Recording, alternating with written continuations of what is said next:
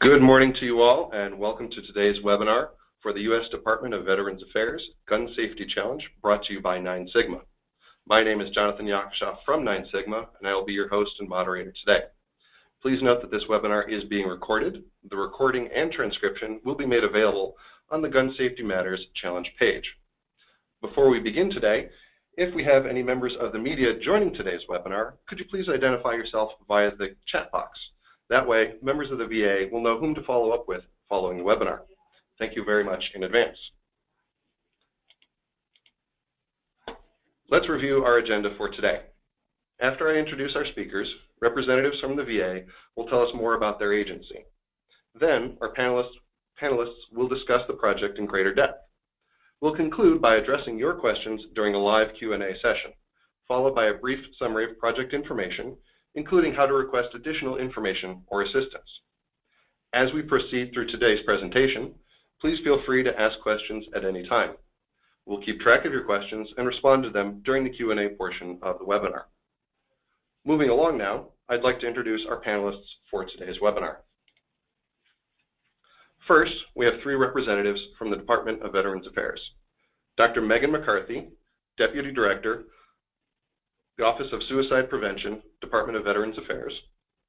Amy Johnson, Licensed Clinical Social Worker, Program Specialist for Public-Private Partnerships within the Office of Suicide Prevention at the VA. We also have Dr. Peter Shore, Director of Telehealth, Department of Veterans Affairs.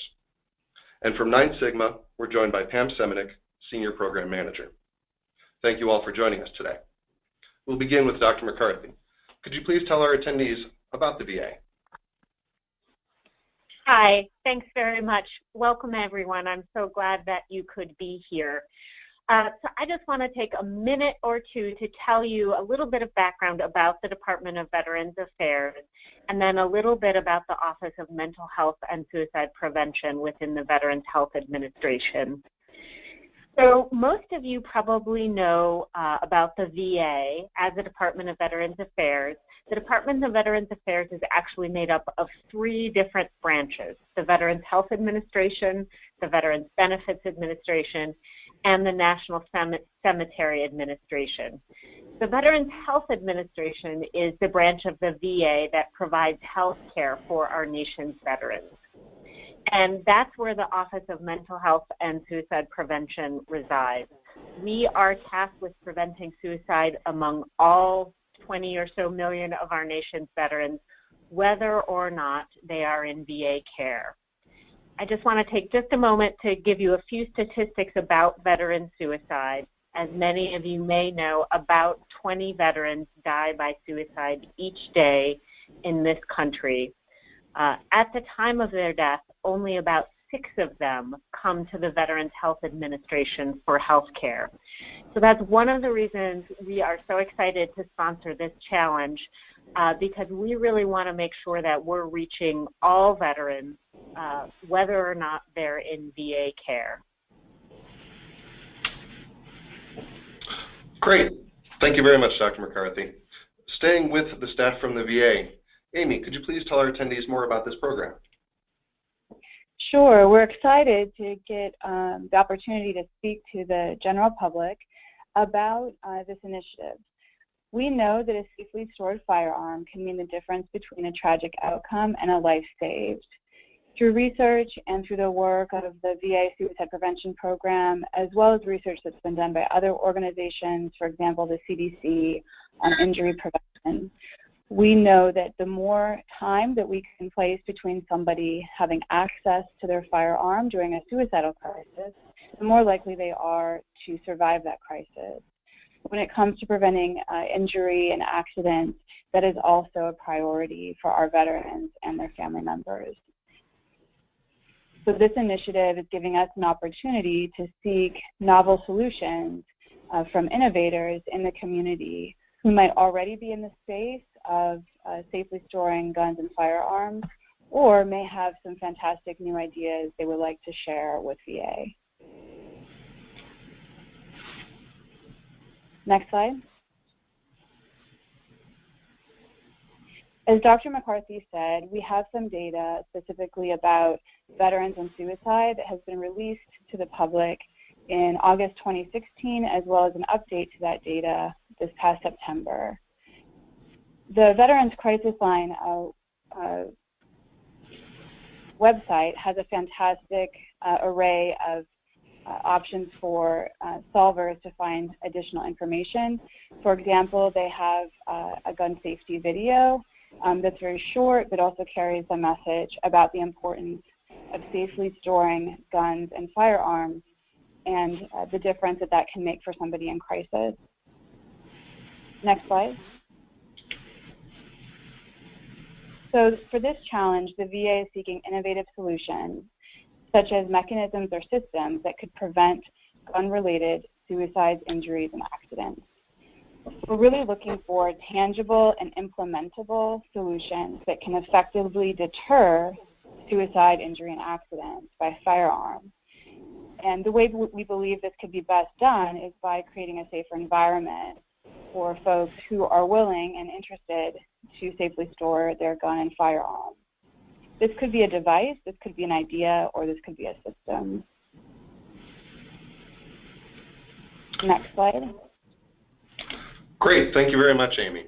And now we'll turn to Pam Semenick from NineSigma. Pam, could you tell our attendees some more information about this challenge? Sure, and thanks for that summary, Amy. That was great.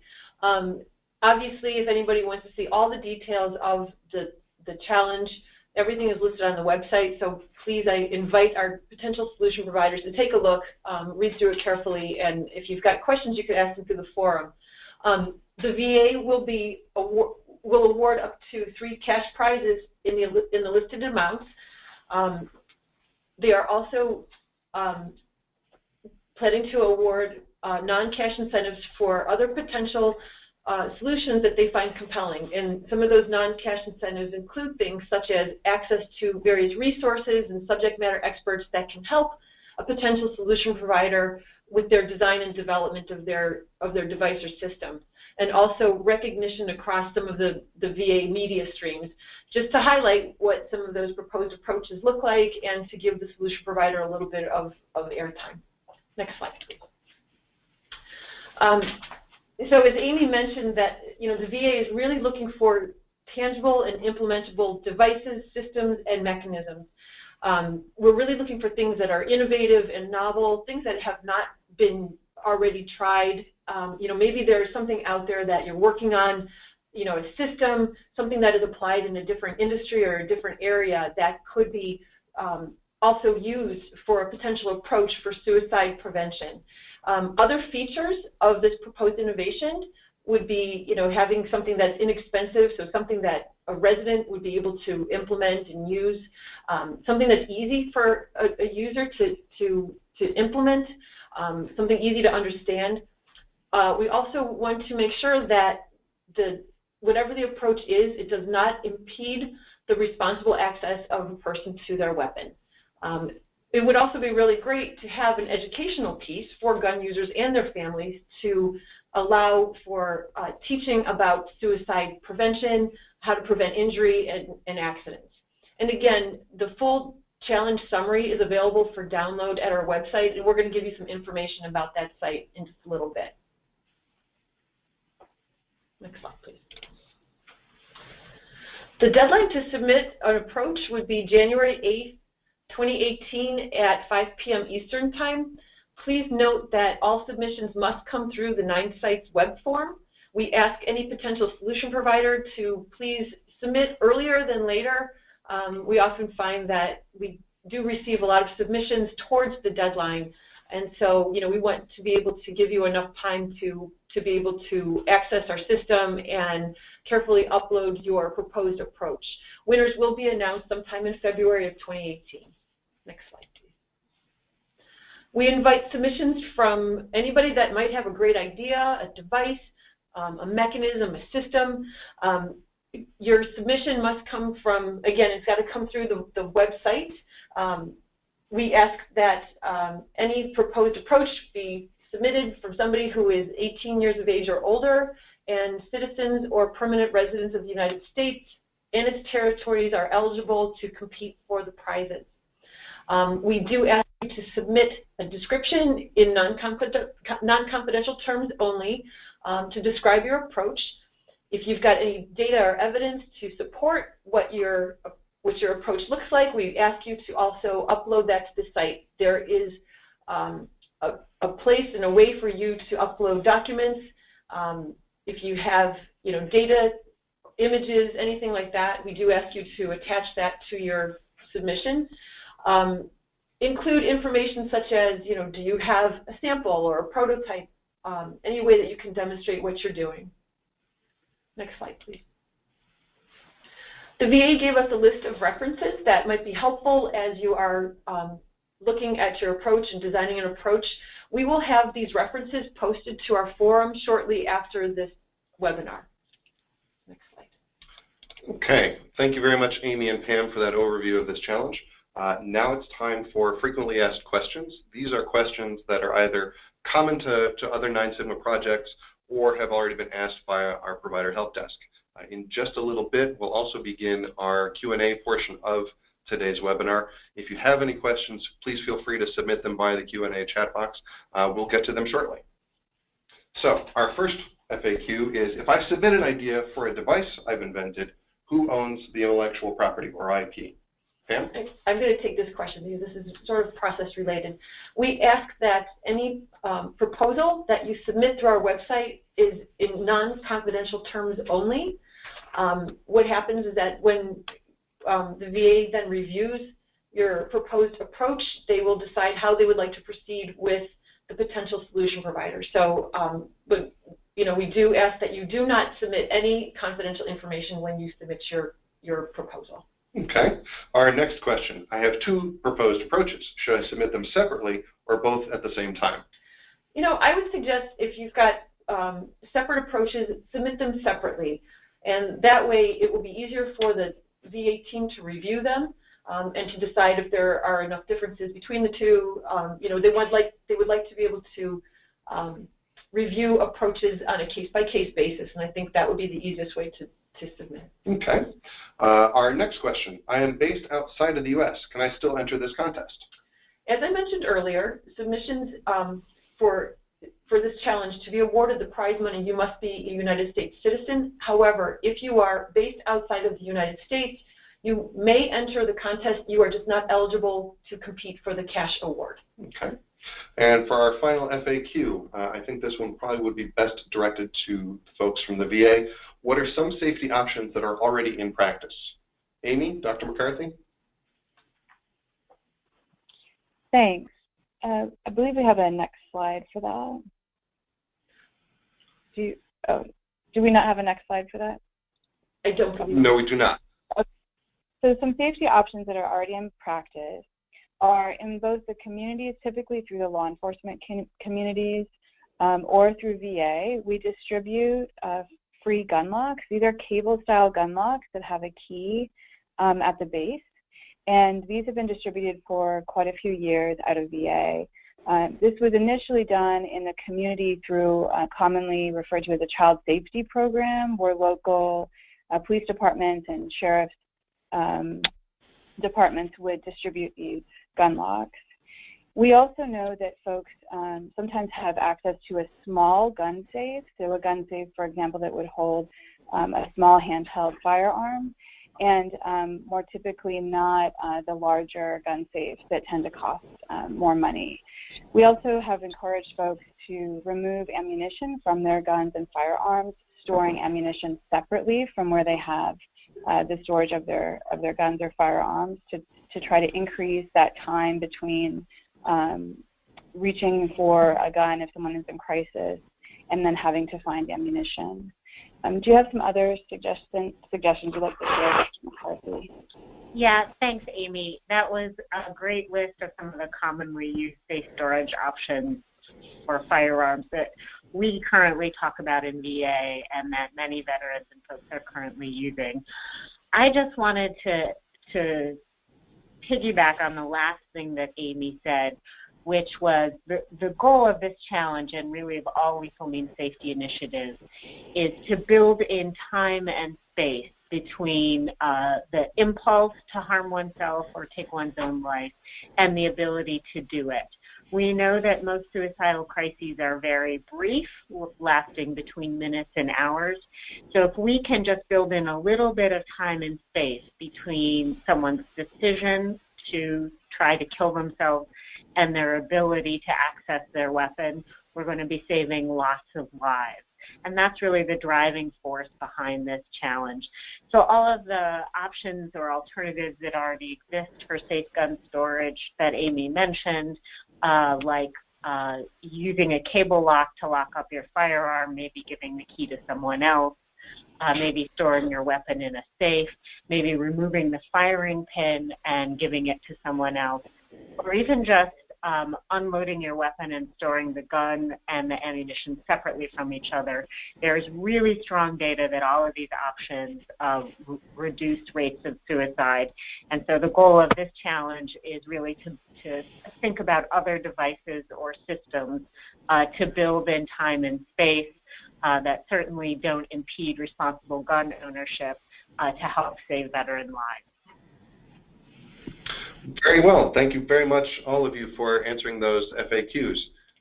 It's now time to proceed to questions from our attendees. If you have questions, please submit them via the Q&A chat box.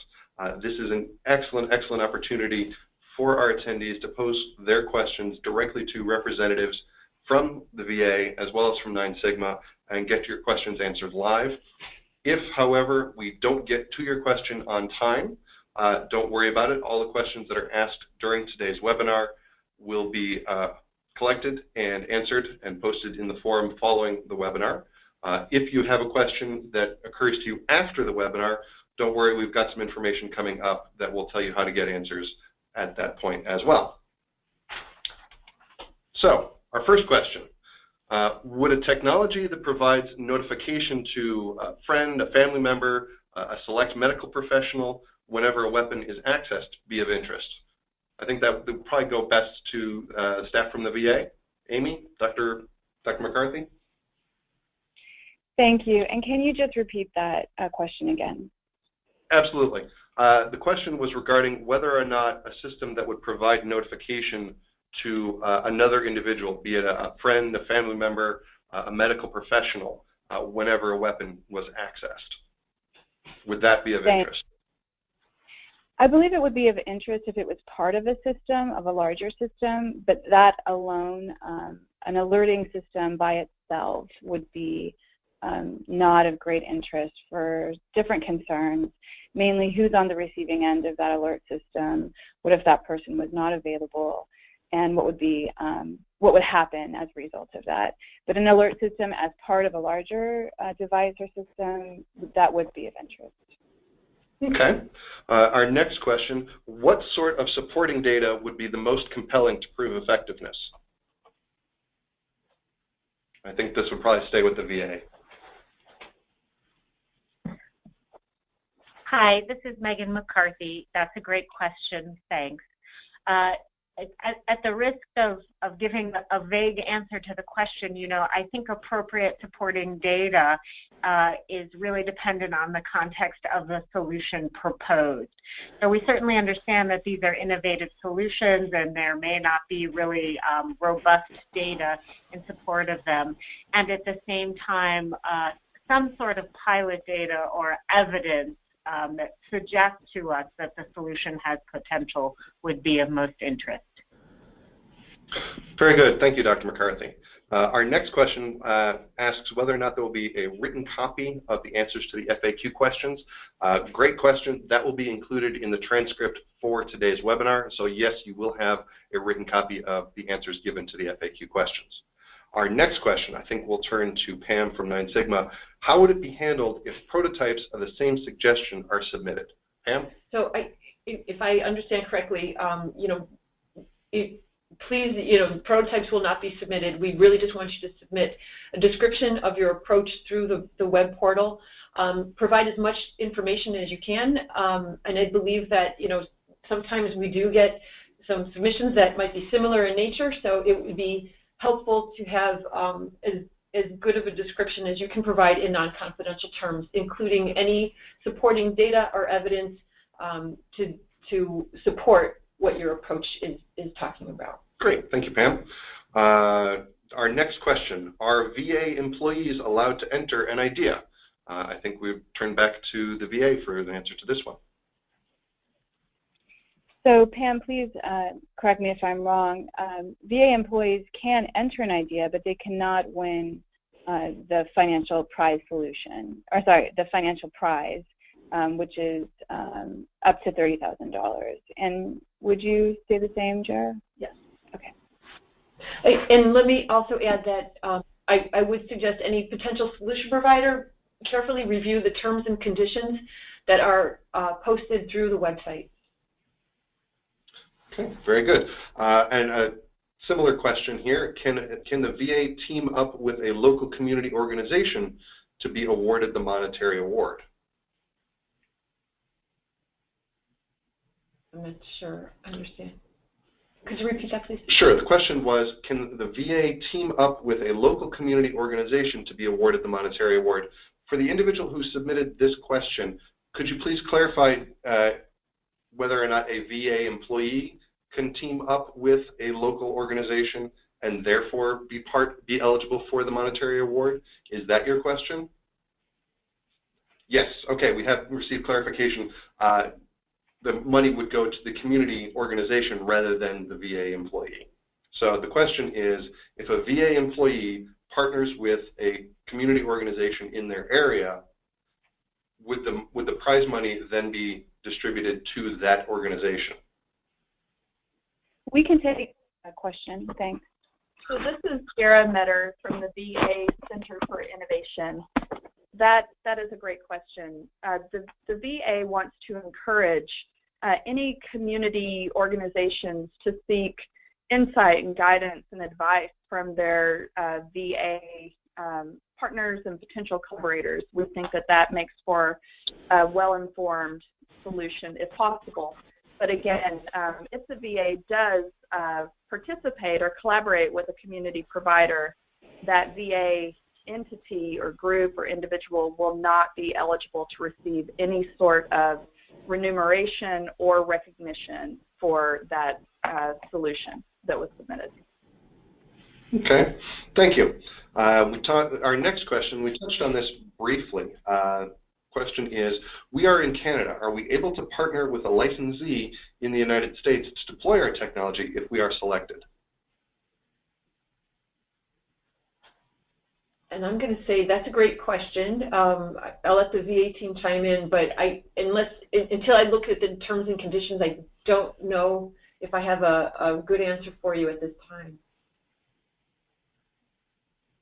Can you please restate that question? Absolutely. The submitted question is, we are in Canada. Are we able to partner with a licensee in the United States to deploy our technology if we are selected?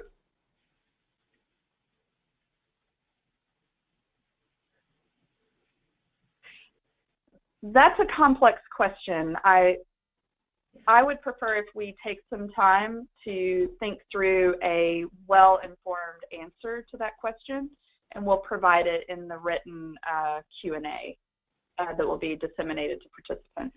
Is that okay with NineSigma? Absolutely. Not a problem at all. For sure. Moving on, our next question, how soon should a prototype be ready for evaluation?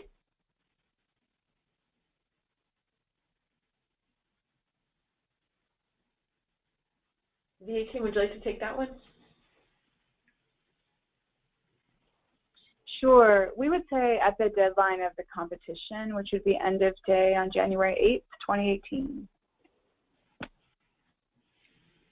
So just to clarify, when the solution provider submits their proposal, you would like them to have their prototype ready for evaluation on that day? We would. That would be ideal. Okay. Our next question, should the approach focus on a specific age group of veterans?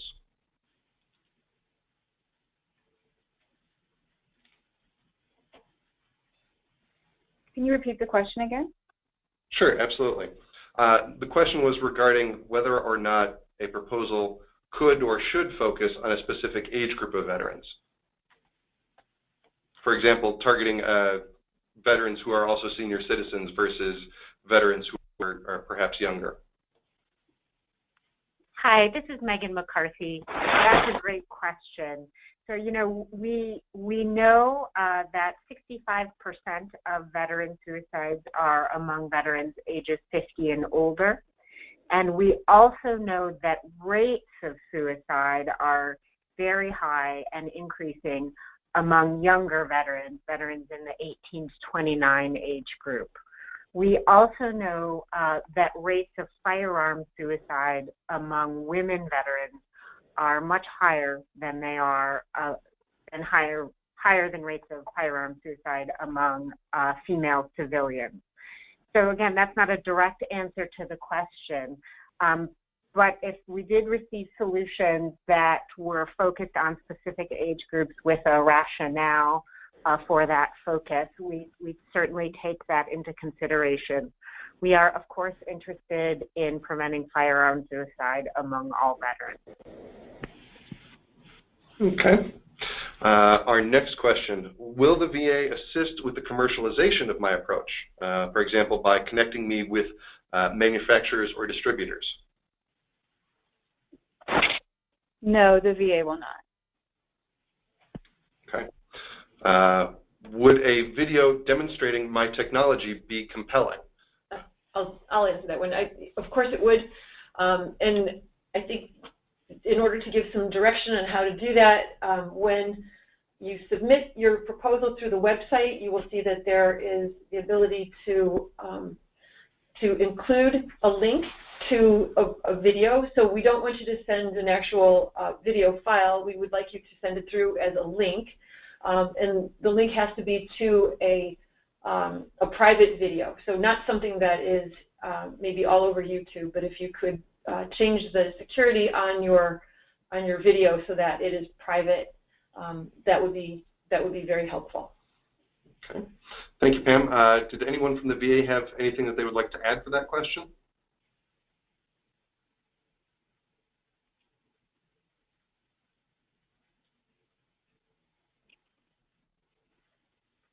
Were you asking us if we wanted to add on to that, or if, were you asking the attendees? Sorry. Yes, is there anything that you would like to add on to Pam's answer?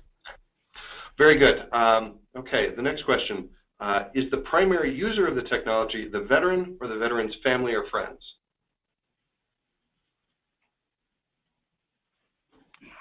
We would like to have this be a solution that veterans and their family and friends could have access to. Okay. All right. This next question is more of a clarification. Standalone customizable cell phone applications are not of interest, but if you had a cell phone application that worked in conjunction with some sort of physical mechanism, that would be of interest. That's correct. Good. At this time, I'd just like to remind our attendees, if you have questions, please go ahead and submit them. If we don't get to your questions today, we'll take your questions offline and be able to provide those answers as part of the information that we posted to the forum for this challenge later on. Our next question is, should an approach or technology assist a specific number of veterans? For example, a local business providing storage to X number of veterans. I think I'll direct this to the folks from the VA as well. Hi, it's Megan McCarthy again. My answer to this question is similar to the answer I gave previously about solutions that might target or focus on specific subgroups of veterans. So of course, if there are specific subgroups of veterans who are easily reachable in your community or are known to be more at risk, we welcome solutions that focus on them. And our goal is for whatever your community or your targeted area of veterans is to prevent firearm suicide among all the veterans or the maximum number of veterans that we can. Okay, great. Our next question kind of goes to technology readiness. What if my technology isn't ready to have a prototype in mid-January? What should I do then? Maybe let me start, and then I'll let the VA team chime in. I'm going to suggest to a potential solution provider that if you've got an approach that you find compelling, please, when you put your submission in, let us know what stage it's at.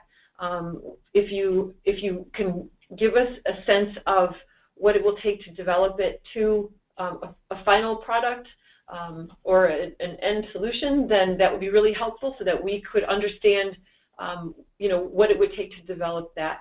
And I think that would be really helpful for the VA to review as well. And VA team, please add some detail to that.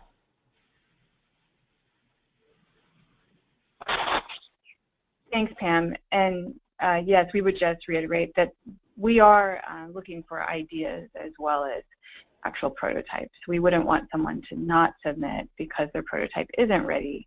But to the earlier question, if there is a way that it can be ready, that's fantastic as well. But we are, of course, looking for innovative ideas. Great. Thank you for that clarification. At the moment, we don't have any other questions that we're going to take at this time. I'll wait just a moment to see if we get any additional ones. We do have a couple of questions that we'll handle offline, so don't be concerned about that. We will get you that information. We'll wait just a moment here to see if we have any additional questions come in. If we don't, I'll proceed with some additional closing information about this challenge.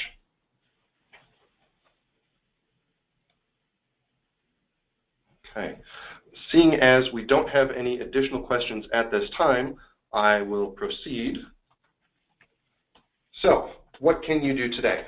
First off, if you look on your screen, you will see the web address for the Gun Safety Matters Challenge. You can visit that page to learn more about the challenge. You can also access the response form from that page as well.